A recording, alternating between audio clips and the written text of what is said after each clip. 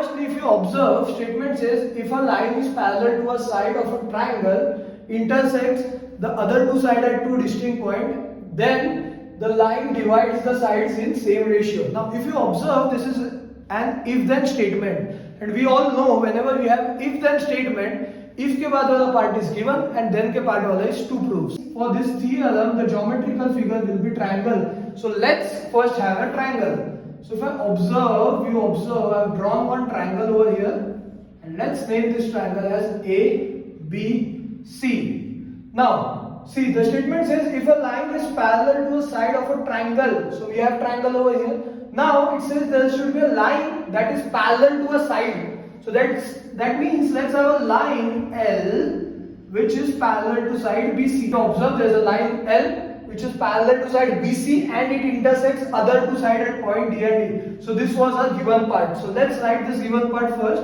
Now, further it says then the line divides the sides in same proportion. Same proportion means their ratios are equal. AD upon DB will be equal to AE upon EC, and we somehow need to prove this. So this is our to prove part.